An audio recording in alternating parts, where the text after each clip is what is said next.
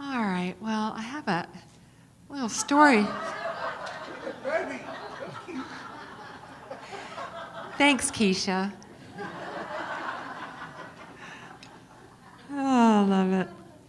Well, let me tell you about Grandma.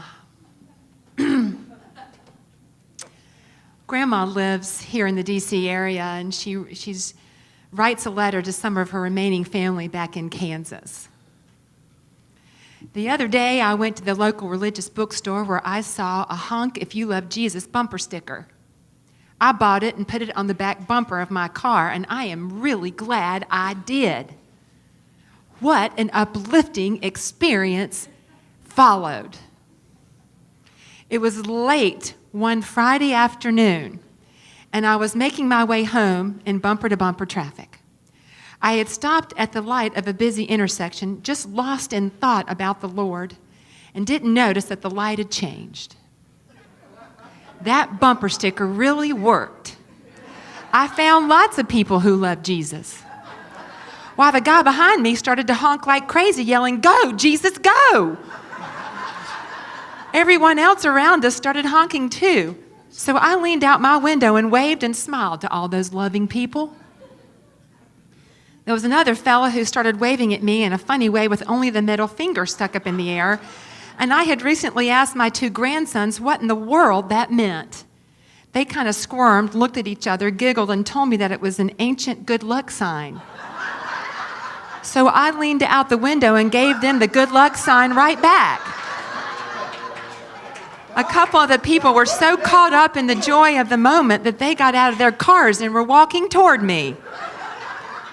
I just knew they wanted to pray, but just then I noticed that the light had changed and I stepped on the gas. It's a good thing I did because I was the only car to get across that intersection. I looked back at them standing there. I leaned out the window, gave them a big smile, and held up that ancient good luck sign as I drove away. Praise the Lord for such wonderful folks.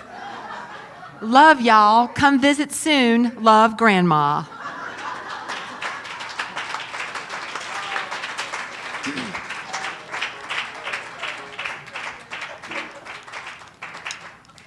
As we'd say down south, bless her heart. So today, we are talking about this whole idea of being contagious. Are you contagious? Now, I'm not talking about this little bugaboo that might be going around or, a cold or sneezing or whatever.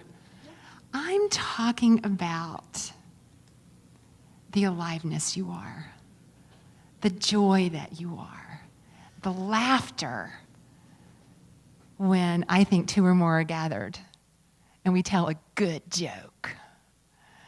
So I'm going to give you an example of something that I think might be a little contagious. So here you go.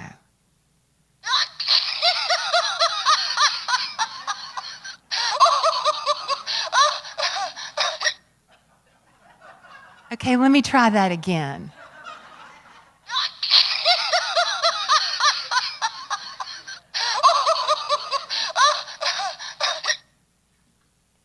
Okay, I'm really not going to do that again. I just want to let you know that when I lived in Atlanta in the 80s, I had a laughing box, and it lasted a lot longer than that. And one side was a male laughter, and the other side was female. And I put it on my voicemail. Oh, my. Because at that time, we didn't have, answering machines that could skip, so people had to listen to that. It wasn't on there very long. But I did, when I played that, I looked out and some of you are going, Laughter is contagious, just like a yawn. When you yawn, like, I want to see how many people yawn now. Yeah, so I think you get my point. So today, things have been very heavy over the last several weeks.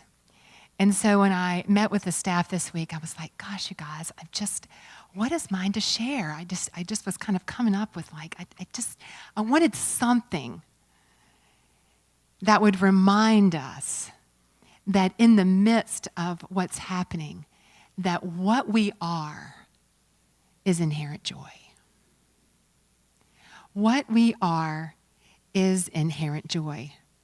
And that joy, when we express it, is contagious. However, unfortunately, negativity and fear-based thinking also seems to be contagious too, doesn't it? Yeah. So, let's talk about the benefits and what we can do to spread, to be the positive laughter contagion. Because have you ever noticed when you're feeling joyful, and regardless of anything that's going on around you, that when you, especially if you walk into an environment that's not the most uplifting, that you, by your presence, by your willingness to be in your joy, you shift it. Now, I got to tell you, this week I went to the MVA. Now, you know, if those of you know, I just moved to Maryland. Well, I moved to Maryland a good bit ago, but my title of my car was hung up between Kansas and Virginia and wherever else. So finally I got my title because I'd paid my car off. And I went to what I call the DMV this week. Oh boy, what an opportunity for me to be joy. Because, you know, it's the whole thing. You come in and then you stand in line to get your number to then sit, you know, for you to be called. And I just thought, okay, this is a moment. And so it took a good bit of time, and I saw these workers, and it's just like they just have to almost be machine-like. I mean, you know, they complete with one person, and another person comes to their booth, and another person comes to their booth. And so I just decided, okay, I'm going to be really nice to this guy, because I could tell he was stressed.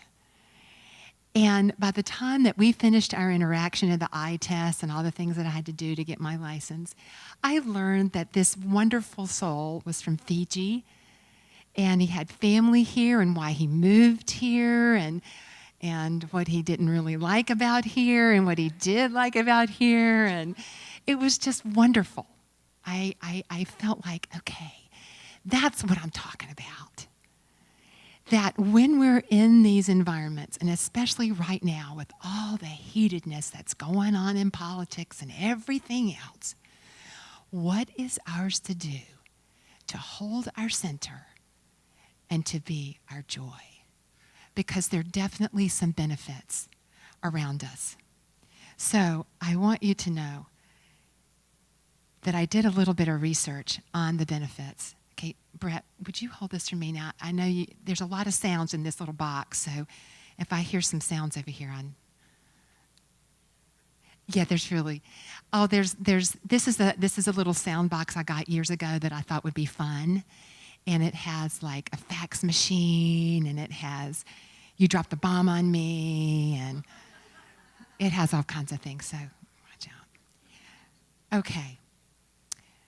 So when we are feeling not so great, we think, well, how do I be my joy and really stay in my authenticity? Because what I'm not saying is that we avoid our authentic process. Because if we're feeling sadness, if we're feeling hurt, we get to authentically feel those things. And according to Eric Butterworth, renowned Unity minister and author of Discover the Power Within You, he quoted this Chinese proverb in that book. He said, "A man may not be able to prevent birds from flying over his head, but he has a right to determine whether they shall make nest in his hair." And he goes on to say that we have the perfect right to be angry at injustices and hurts and injuries that have taken place in our lives, but we also have the perfect right to the nervous disorder of the stomach ulcers that inevitably follow. Our responsibility is to keep ourselves inwardly poised as much as we can and to do our work, to keep remembering what is true, regardless of what is happening all around us, because that joy is contagious. And I just wanted to share a little bit about how science has proven this to be true.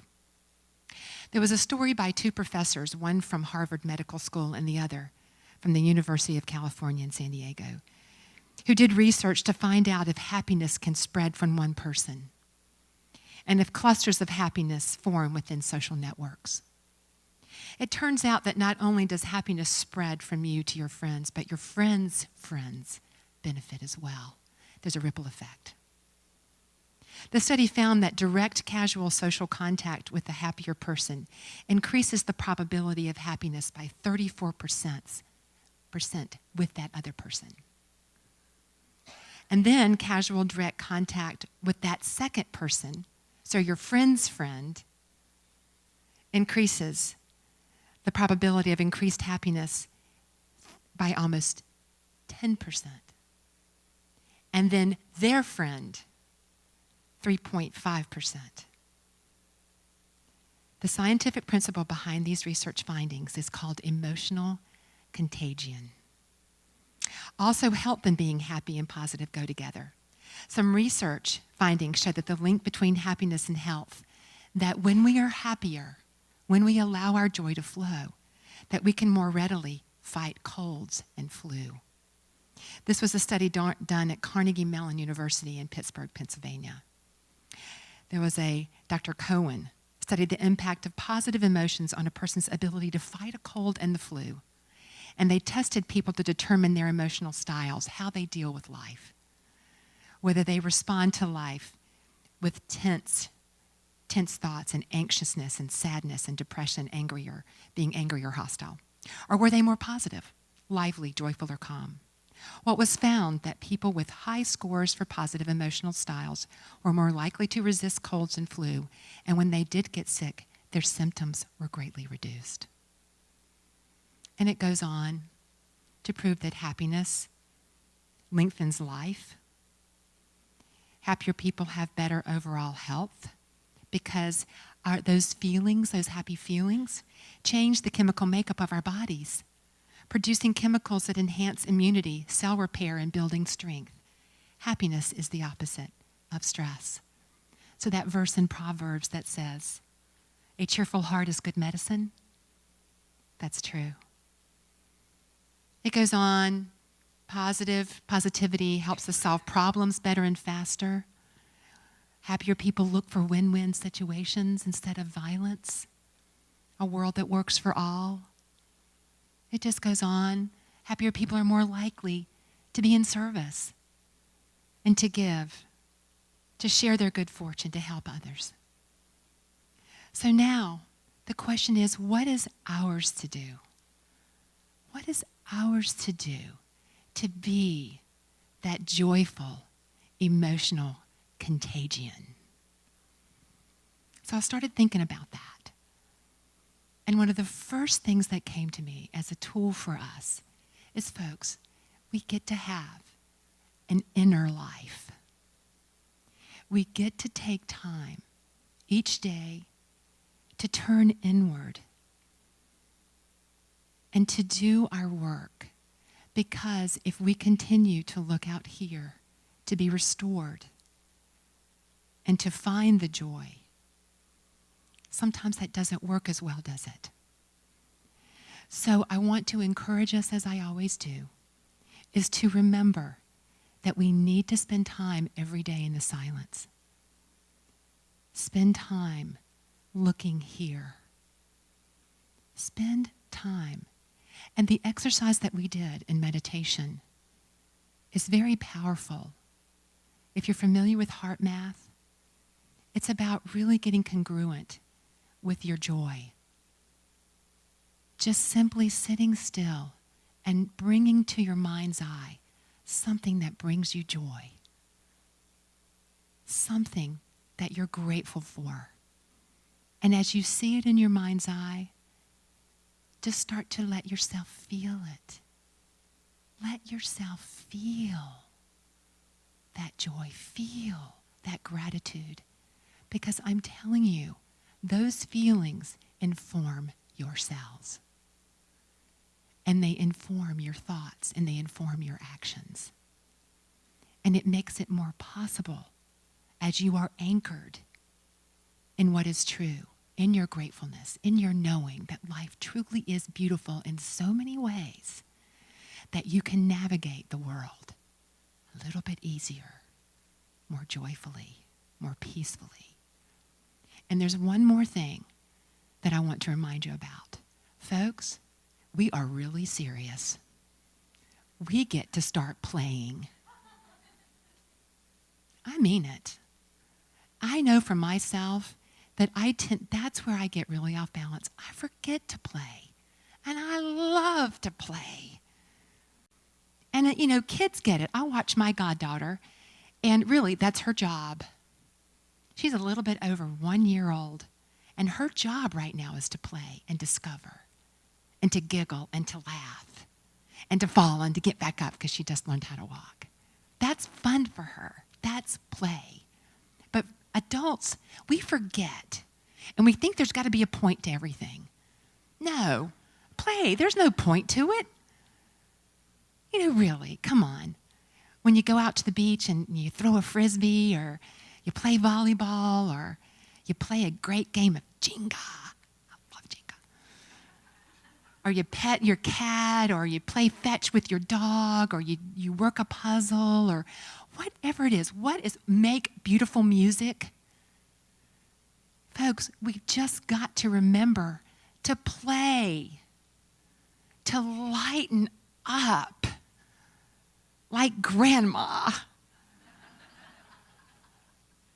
Yeah, and I know that sounds simplistic, but it's so profound, because I do think, and especially in this part of the world, we are kind of tightly wound. We can be. And we get to remember to spend time in the silence, to feel grateful and joyful, and not to forget to add play to our lives, just for the sake of it.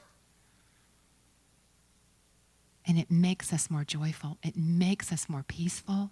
It makes us more ready to be in the world and not of it. So, okay. So this week, let's spend some time in the silence. Let's spend some time really focusing in our hearts what there is to be grateful for, what brings joy to our heart, and allow those feelings to permeate our being and our thoughts. And this week, let's play. Do you promise? One thing, you're going to play this week, right? Okay, good. All right. So let's affirm together. I spread laughter and optimism all around me. I am play-filled and joy-filled. Life flows. Yes, it does.